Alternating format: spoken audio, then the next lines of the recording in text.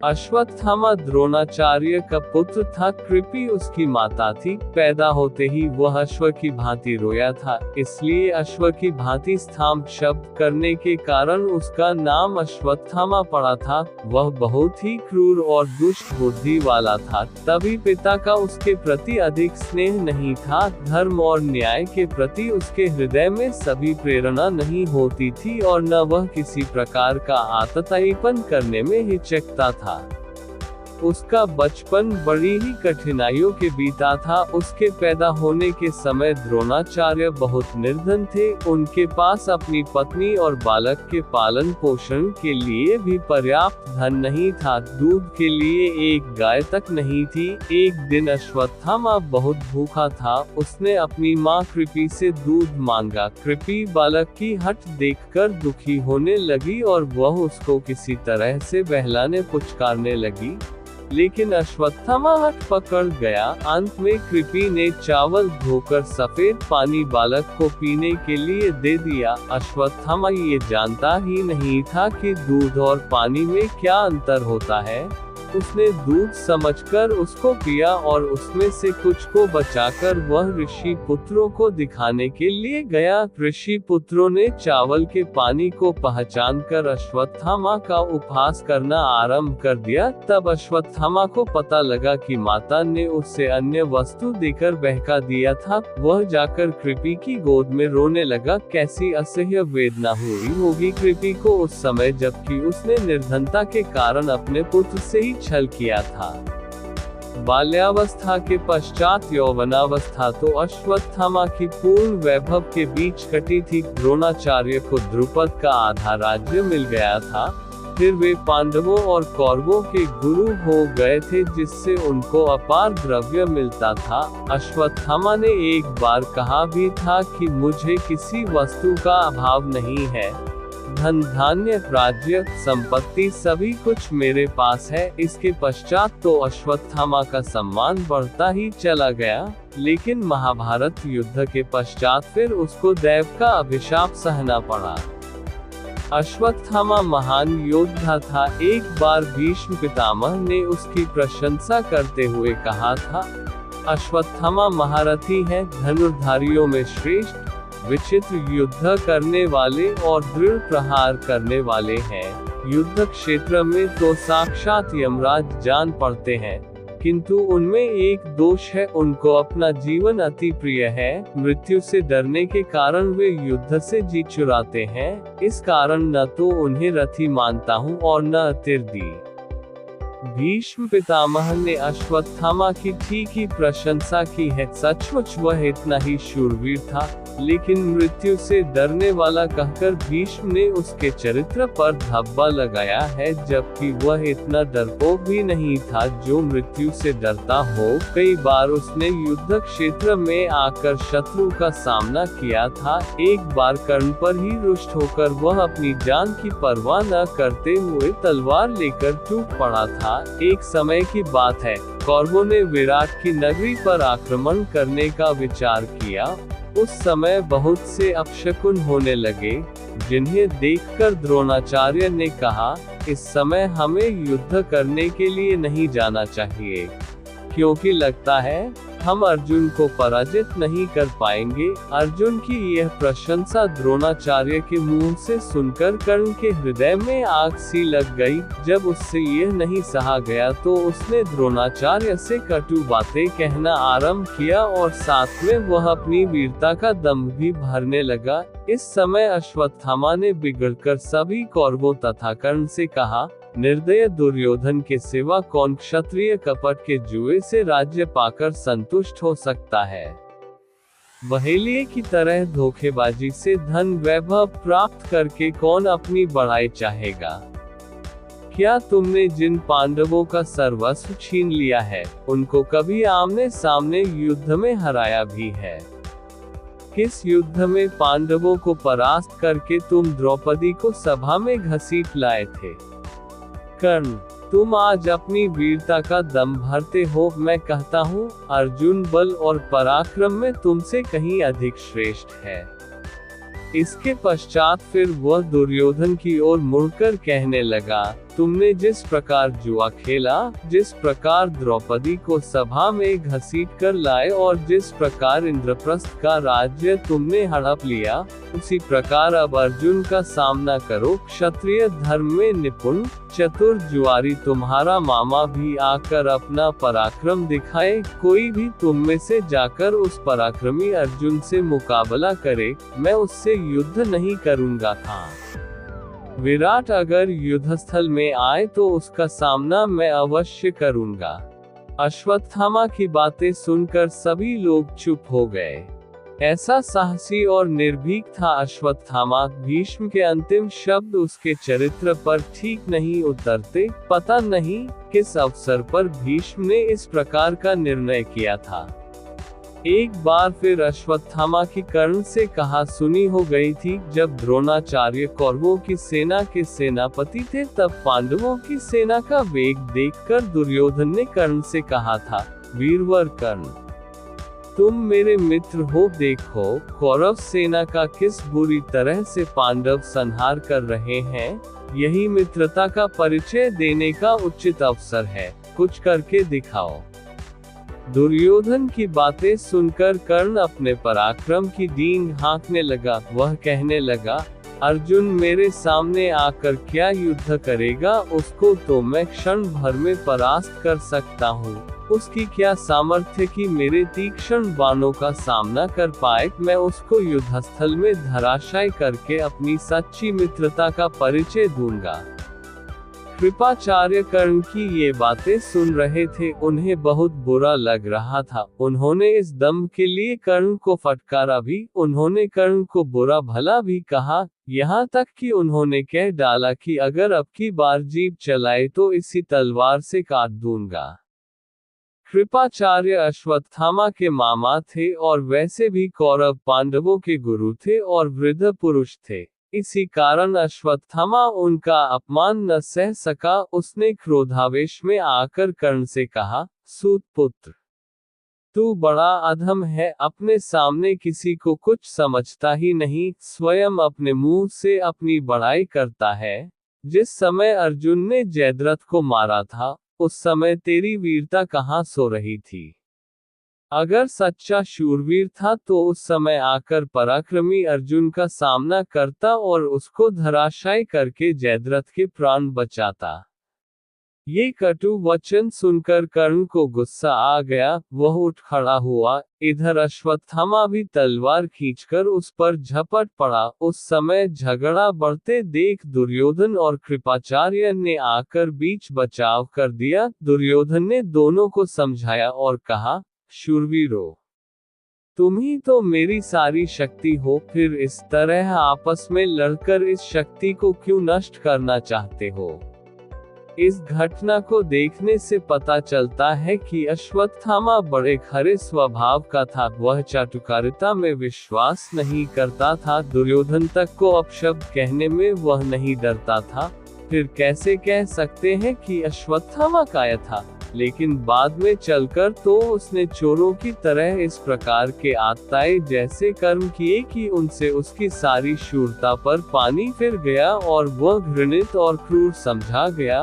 उसने द्रौपदी के 5 पुत्रों को उस समय मारा था जब वे अचेत सो रहे थे। लेकिन क्यों वह इतना क्रूर और बर्बर पिशाच जैसा हो गया, इसके पीछे कारण है, उसके पिता की हत्या भी अन्यायपूर्वक की गई थी। जब द्रोणाचार्य ने धर्मराज युधिष्ठिर से मुंह से ये सुन लिया कि अश्वत्थामा मारा गया, तो उन्होंने शस्त्र त्याग दिए और योग धारण करके अपने रथ पर बैठ गए। तभी धृष्टद्युम्न ने आकर उनका सिर काट डाला। द्रोणाचार्य को अपने किए का फल मिला था, क्योंकि उन्होंने भी तो निहत्थे अभिमन्यु का इसी प्रकार वध करवाया था। लेकिन जब अश्वत्थामा को पिता के इस प्रकार अन्यायपूर्ण वध की बात मालूम हुई तो उसको बड़ा दुख हुआ और उसने क्रोध में जलकर पांडवों और पांचालों को नष्ट कर डालने की प्रतिज्ञा कर डाली। दुर्योधन ने उसे और भी इसके लिए उत्तेजित किया। अश्वत्थामा को युधिष्ठिर पर भी बड़ा क्रोध आ रहा था, क्योंकि वह उस व्यक्ति से कभी भी ऐसे झूठ की आशा नहीं करता था, उसने उसी क्षण अपनी भुजा उठाकर कहा, आज इस अन्याय के बदले पांडवों के शव पृथ्वी पर पड़े मिलेंगे। मैं नारायणास्त्र का प्रयोग करूंगा, जिसे मेरे सिवा और कोई नहीं जानता, उसी के द्वारा मैं आज शत्रु के सारे गर्व को चूर करूंगा और उनको सदा के लिए इस पृथ्वी से मिटा दूंगा। दूसरे दिन अश्वत्थामा ने उसी नारायणास्त्र का प्रयोग कर दिया। पांडवों की सेना में उसके कारण हाहाकार मच उठा। असंख्य वीर योद्धा क्षत होकर पृथ्वी पर गिर पड़े। उस अस्त्र को रोकने की किसी में भी सामर्थ्य नहीं थी। इधर पांडवों के बीच द्रोणाचार्य की मृत्यु पर आपसी विवाद उठ खड़ा हुआ था। इस प्रकार अन्यायपूर्वक गुरु का मारा जाना अर्जुन और सात्यकी को अच्छा नहीं लगा। वे दोनों धृष्टद्युम्न को बुरा कहने लगे। गुरु की मृत्यु का उन्हें बड़ा शोक हुआ, यहाँ तक कि सात्यकी तो गदा तानकर धृष्टद्युम्न को मारने के लिए आगे बढ़ाया। उस समय श्री कृष्ण का संकेत पाकर भीमसेन ने जाकर उसे किसी तरह रोका, क्योंकि इधर तो अश्वत्थामा पांडव सेना का संहार करता हुआ रहा था और उधर आपस का झगड़ा बढ़ता चला जा रहा था। इस सबसे सर्वनाश की आशंका थी। गुरु की हत्या के लिए किसी ने तो स्वयं युधिष्ठिर तक को दोषी ठहराया। तब धर्मराज ने आवेश में आकर धृष्टद्युम्न से कहा, तुम पांचालों की सेना लेकर भाग जाओ। वृष्णि, अंधक आदि वंशों के यादवों के साथ सात्यकी चले जाएं। श्री कृष्ण अपनी रक्षा आप कर लेंगे, अन्यथा सैनिक युद्ध बंद कर दे। मैं भाइयों के साथ जलती आग में भस्म हो जाऊंगा। मैंने झूठ बोलकर आचार्य का वध करवाया है, इसी कारण तो अर्जुन मुझ पर रुष्ट है। इससे तो मैं अपनी जान देकर अर्जुन को सुखी करना चाहूंगा। भला आचार्य ने हमारे साथ क्या कम बुरा सलूक किया है। अनेक महारथियों ने अकेले अभिमन्यु को निहत्था करके आचार्य के सामने ही मार डाला था। द्रौपदी की दुर्गति भी इन्हीं के सामने हुई थी। दुर्योधन के थक जाने पर आचार्य ने ही उसे अभेद्य कवच बांधकर हम लोगों पर आक्रमण करने भेजा था। जयद्रथ की रक्षा करने में उन्होंने क्या कुछ नहीं उठा रखा था। मेरी विजय के लिए प्रयत्न करने वाले सत्यजित आदि पांचालों और उनके भाई बंधुओं के प्राण आचार्य ने ही ब्रह्मास्त्र चलाकर लिए थे। कौरवों ने जब हमें अधर्मपूर्वक बाहर निकाल किया था, तब भी आचार्य ने हमें सामना करने से रोका था। भला आचार्य ने हमारा कौन सा उपकार किया। युधिष्ठिर के आवेश को देखकर सभी योद्धा एक साथ थम से गए। ठीक ही कहा था धर्मराज ने, क्योंकि द्रोणाचार्य यद्यपि थे तो गुरु, लेकिन कुटिलता और क्रूरता उनमें भी थी, पक्षपात भी उनके अंदर था। युधिष्ठिर के आवेश में समय बीतता रहा और अश्वत्थामा द्वारा छोड़ा हुआ नारायणास्त्र और भी अधिक प्रचंड होता गया। तब श्री कृष्ण ने सभी सैनिकों को युद्ध करने से रोककर कहा, वीरों, ये नारायणास्त्र अति प्रचंड है, इसका सामना कोई नहीं कर पाएगा। अतः तुम सभी शस्त्रास्त्र रखकर अपने वाहनों से उतर पड़ो। पृथ्वी पर लेट जाने से तुम इस प्रचंड अस्त्र की मार से अपने आप को बचा सकोगे। यदि कोई वीरता का दम भरकर इस अस्त्र का सामना करने का प्रयत्न करेगा, तो यह और भी अधिक प्रबल हो जाएगा। श्री कृष्ण की बात मानकर सभी योद्धा अपने अपने वाहनों से उतरकर पृथ्वी पर लेट गए। लेकिन भीमसेन के मस्तिष्क में श्री कृष्ण की बात नहीं बैठी। वह फिर भी अपनी वीरता बखानता हुआ बोला, मैं बाण चलाकर, गदा मारकर इस अस्त्र को विफर कर दूंगा। भयभीत होने की कोई आवश्यकता नहीं है, आज मैं अपना पराक्रम दिखाऊंगा। उसने अर्जुन से भी गांडीव उठाने के लिए कहा, लेकिन अर्जुन ने कह दिया कि वह गो ब्राह्मण और नारायणास्त्र के विरुद्ध गांडीव का कभी प्रयोग नहीं करेगा।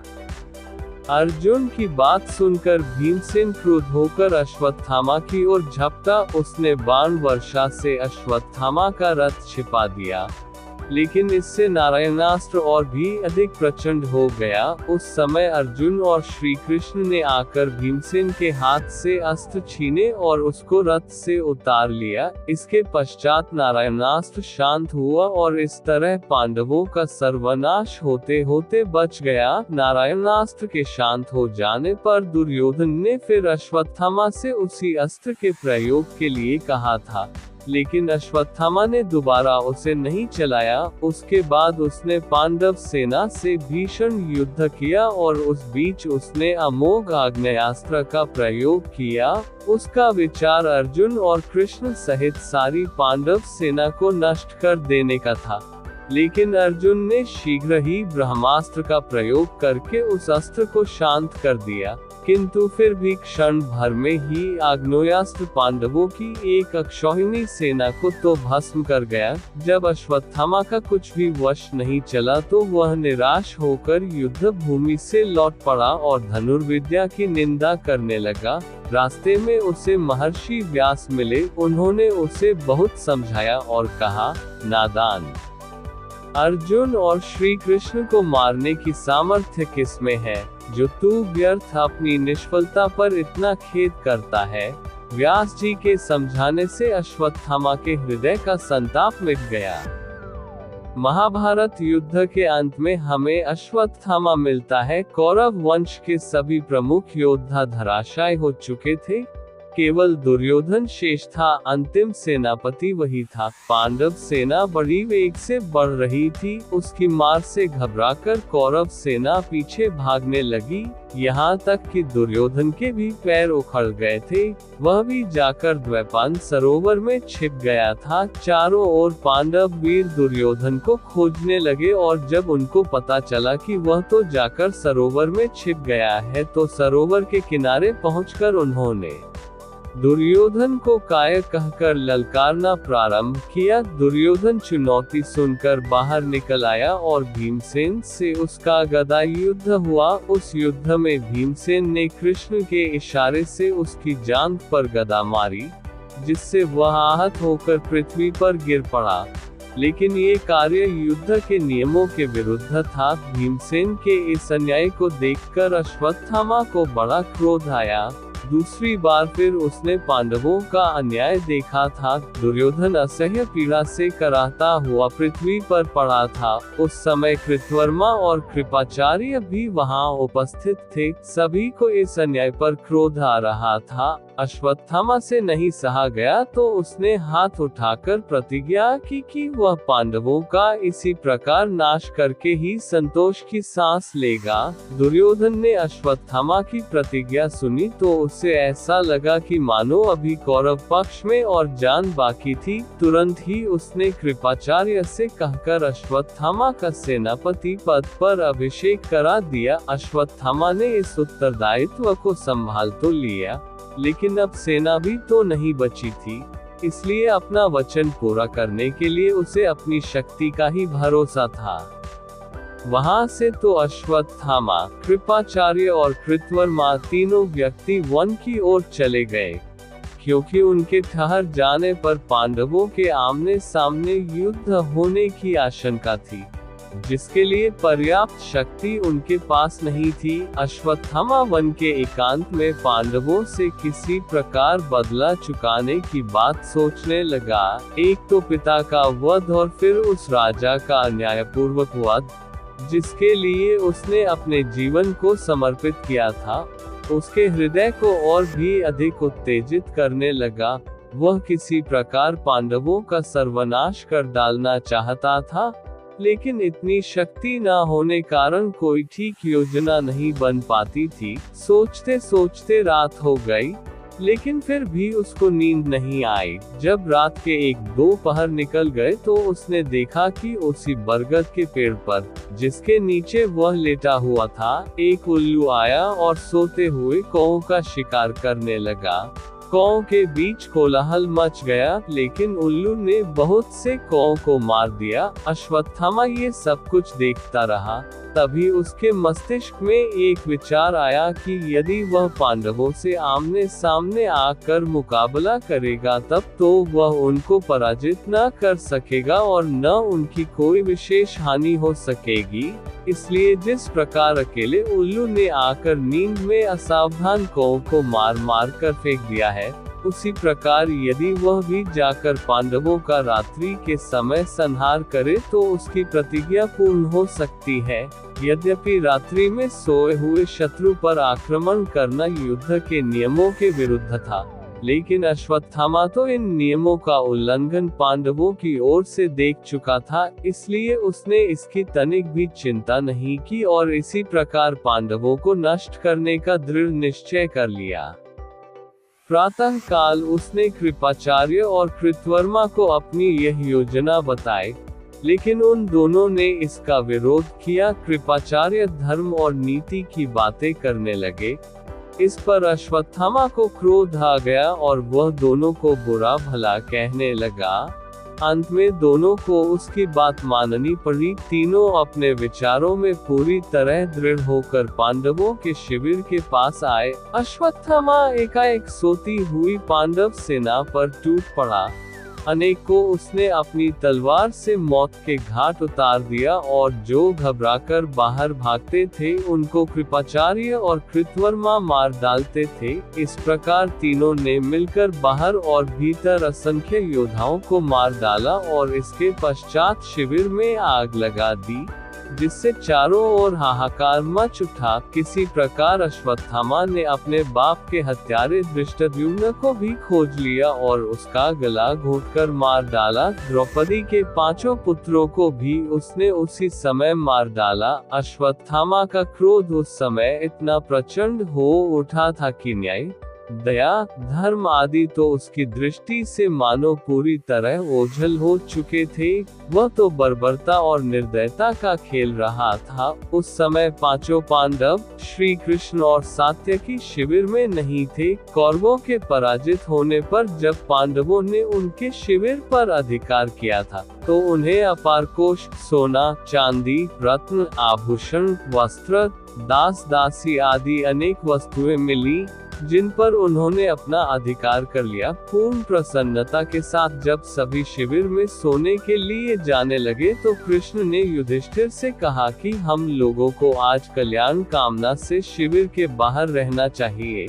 इसी कारण वे बच गए, नहीं तो पता नहीं महाभारत युद्ध का क्या अंत होता। लेकिन फिर भी रात्रि के समय जैसा हाहाकार इस समय अश्वत्थामा के उपद्रव के कारण हुआ, वैसा पहले कभी नहीं हुआ। इसका कारण था कि सभी वीर अधिकतर तो युद्ध के नियमों का पालन करते ही थे। तभी तो संध्या काल समाप्त हो जाने पर कौरव पांडव एक दूसरे के शिविरों के भीतर जाते थे और पूर्ण सौहार्द के साथ बातें करते थे। फिर इस तरह चोर की तरह आक्रमण करना वीरता की गरिमा पर एक धब्बा है। क्षत्रिय कभी भी इस तरह शत्रु का संहार करके गर्व अनुभव नहीं करता, लेकिन अश्वत्थामा ने किसी प्रकार अपना बदला चुका लिया और यह भीषण हाहाकार मचाकर वह दुर्योधन के पास पहुंचा और कहने लगा, दुर्योधन, मैंने तुम्हारे प्रति किए अन्याय का बदला पांडवों से चुका लिया है। मैंने उनके शिविर में आग लगाकर उनका सर्वनाश कर डाला है।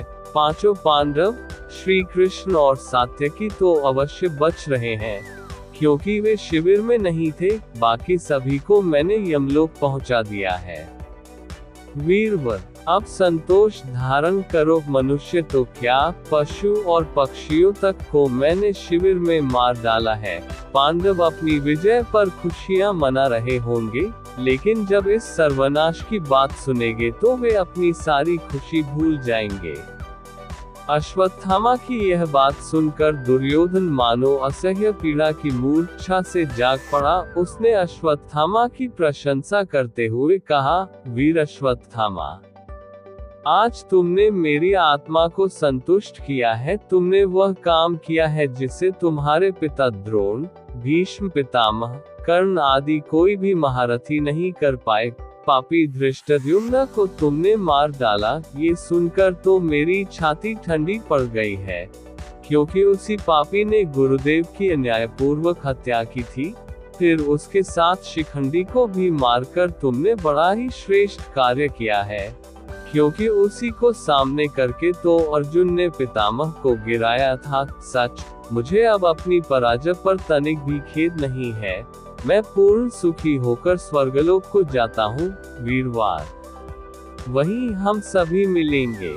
ये सुनकर दुर्योधन की श्वास रुक गई। अश्वत्थामा एक तरफ तो दुर्योधन के स्वर्गवास के कारण दुखी होने लगा, लेकिन दूसरी तरफ उसको आज एक असीम गर्व का अनुभव हो रहा था। वह सोच रहा था कि पिता की विक्षिप्त आत्मा आज शांत हो गई होगी, क्योंकि उसके बेटे ने अन्यायों से बदला चुका लिया है। इधर द्रौपदी अपने 5 पुत्रों के शवों को देखकर दुख के कारण पागल सी हो उठी। उसकी गोद एक रात में सूनी हो गई थी। कहाँ तो संध्या काल में दुर्योधन के धराशायी होने पर उसको अपनी विजय का गर्व हो रहा था, और कहाँ तक आत्ताए आकर उसकी सारी प्रसन्नता को कुचलकर सदा के लिए नष्ट कर गया। वह करुण क्रंदन करती हुई युधिष्ठिर के सामने आकर गिर पड़ी। इसी समय भीमसेन ने उसे संभाल लिया। द्रौपदी ने उसी बीच उठकर कहा कि जब तक मेरे लालों का हत्यारा वह पापी और दुराचारी अश्वत्थामा नहीं मारा जाएगा, तब मैं अन्न जल ग्रहण नहीं करूंगी। उस अन्याय के माथे में एक महामणि है, जब तक कोई उसे लाकर मुझे नहीं दे देगा, तब तक मुझे यह विश्वास नहीं हो पाएगा कि वह दुष्ट मारा गया। द्रौपदी की यह बात सुनकर भीमसेन अपनी गदा उठाकर अश्वत्थामा के पीछे दौड़ा। पूरे आवेश के साथ भीमसेन के चले जाने के पश्चात श्री कृष्ण ने युधिष्ठिर से कहा, धर्मराज, भीमसेन की रक्षा का उपाय करना चाहिए, क्योंकि अश्वत्थामा के पास ब्रह्मशिर अस्त्र है, जिससे क्षण भर में सारा भूमंडल नष्ट हो सकता है। गुरु द्रोणाचार्य ने यह अस्त्र अपने प्रिय शिष्य अर्जुन को ही दिया था, लेकिन जब अश्वत्थामा को इसका पता चला तो वह दुखी होकर पिता से उसको भी उस अस्त्र को सिखाने के लिए कहने लगा। द्रोणाचार्य को अपने पुत्र पर विश्वास नहीं था, क्योंकि वे जानते थे कि यह क्रूर प्रवृत्ति वाला अश्वत्थामा कहीं भी अस्त्र का दुरुपयोग कर सकता है। इसी कारण उन्होंने पहले उसे इसका प्रयोग नहीं सिखाया था, लेकिन उसके अधिक हठ करने पर उनको सिखाना पड़ा। फिर भी उन्होंने उससे वचन लिया था कि वह इसका दुरुपयोग नहीं करेगा, विशेष संकट पड़ने पर ही वह इसका प्रयोग करेगा। अश्वत्थामा ने वचन देकर वह अस्त्र सीख लिया। अब उसी का सबसे बड़ा भय है, क्योंकि अश्वत्थामा को उचित और अनुचित का तो अधिक विचार है नहीं। हो सकता है वह आवेश में आकर ब्रह्मशिर अस्त्र का प्रयोग कर बैठे तो सर्वनाश हो जाएगा। मैं आपको उसकी कुटिलता की बात बताता हूँ। एक बार वह द्वारका आकर मुझसे कहने लगा, पिताजी ने महर्षि अगस्त्य से जो ब्रह्मशिर अस्त्र प्राप्त किया है, उसे मैंने सीख लिया है। उसको मुझसे लेकर बदले में मुझे अपना सुदर्शन चक्र दे दो। इस पर मैंने कहा, मुझे तुम्हारे ब्रह्मशिर अस्त्र की आवश्यकता नहीं है। मेरे धनुष, शक्ति, गदा और चक्र में से जिसकी भी तुम्हें आवश्यकता हो ले लो। सुदर्शन चक्र के 1000 लोहे के आरे थे। इस कारण अश्वत्थामा अपनी पूरी शक्ति लगाकर भी उसको उठा नहीं पाया। इससे वह पूरी तरह उदास होकर द्वारका से चला गया। स्वभाव से वह बड़ा क्रूर और निर्दयी है, और धर्म तथा न्याय की भावनाओं का उसके हृदय में तनिक भी स्थान नहीं है। इसलिए मैं कहता हूँ कि भीमसेन की इस परिस्थिति में रक्षा करना आवश्यक है। श्री कृष्ण की बात युधिष्ठिर और अर्जुन ने मान ली, और वे दोनों ही उनके साथ रथों पर आरूढ़ होकर चले। उन्होंने जाकर भीम को लौटाना चाहा, लेकिन भीम तो पवन के वेग से बढ़ रहा था। वह बढ़ता हुआ गंगा के किनारे पहुंच गया। वहां ऋषियों के बीच व्यास जी की बगल में अश्वत्थामा बैठा था। उसको देखते ही भीमसेन ने धनुष पर बाण चढ़ा लिया। उसी समय अर्जुन, युधिष्ठिर और कृष्ण भी वहां आ पहुंचे। अश्वत्थामा ने समझा कि ये मिलकर उसका वध करने के लिए आए हैं, इसलिए एक साथ आवेश में आकर उसने पास से ही एक सेंधा उखाड़ा और उस पर दिव्यास्त्र का प्रयोग किया। छोड़ते समय उसने अस्त्र को आज्ञा दी कि कोई भी पांडव जीवित नहीं बचना चाहिए। उस अस्त्र के छूटते ही प्रचंड अग्नि धधक उठी। ऐसा लगता था मानो ये तीनों लोगों को जलाकर क्षण भर में भस्मसात कर डालेगी। ये देखकर कृष्ण ने अर्जुन को इशारा किया, क्योंकि वही इस संकट से सबके प्राण बचा सकता था। गुरु द्रोणाचार्य ने इस अस्त्र को अर्जुन को भी तो सिखाया था। तब अर्जुन अपना गांडीव धनुष लेकर मैदान में कूद पड़ा और उसने अपने और अपने भाइयों के लिए स्वस्ति कहकर देवताओं और गुरुओं को प्रणाम और अस्त्र से ही अस्त्र का तेज शांत कर देने के लिए ब्रह्मशिर अस्त्र का प्रयोग किया। दोनों ओर से प्रचंड ज्वालाएं धधकती देखकर कोहराम मच उठा। जब अर्जुन ने दोनों महर्षियों को बीच में खड़े देखा तो तुरंत ही उसने अपने अस्त्र को शांत कर दिया और इसके साथ उसने क्षमा प्रार्थना की, लेकिन साथ में कहा, हे देव, मैं तो आपके सम्मान में अपना अस्त्र शांत कर चुका हूँ, लेकिन यदि अश्वत्थामा का अस्त्र शांत नहीं हुआ तो हमारा सर्वनाश निकट ही है। अब आप ही बताएं, हमें क्या उपाय करना चाहिए। अश्वत्थामा अस्त्र को चलाना तो जानता था, लेकिन उसको लौटाने की विधि उसको मालूम नहीं थी। इसी कारण व्यास जी के कहने पर उसने कहा, हे महामुनि, मैं अस्त्र को नहीं लौटाऊंगा। मैं पांडवों का सर्वनाश देखना चाहता हूँ। ये बड़े अन्यायी, दुराचारी और पापी हैं। अश्वत्थामा के आवेश भरे शब्दों को सुनकर व्यास जी ने उससे बहुत कुछ समझाया और कहा, मूर्ख मत बन अश्वत्थामा। देख, अर्जुन ने कभी तेरे प्राण लेने की कामना नहीं की। उन्होंने अपना अस्त्र शांत कर लिया है, इसलिए अपने हृदय की सारी कलुष भावना हटाकर अपना अस्त्र शांत कर दे। पांडवों का सर्वनाश तू क्यों चाहता है? क्या तू नहीं जानता कि जिस राज में दिव्य अस्त्र के द्वारा ब्रह्मशिर अस्त्र निष्फल किया जाता है, वहां 11 वर्ष तक पानी नहीं बरसता। यही कारण है कि अर्जुन समर्थ होते हुए भी तेरे अस्त्र को नष्ट नहीं करते। सभी का कल्याण सोचता हुआ तू अपने अस्त्र को शांत कर दे और तेरे मस्तक में जो मणि है उसे देकर युधिष्ठिर से समझौता कर ले। इस पर अश्वत्थामा बोला, हे महर्षि, यह मणि तो संसार में अद्वितीय है। कहीं भी इस प्रकार की मणि नहीं मिल सकती। अगर यह किसी के पास हो तो शस्त्र, रोग, भूख, प्यास आदि की पीड़ा नहीं होती। देवता, राक्षस, नाग और चोर इत्यादि कोई भी किसी प्रकार नहीं सताता।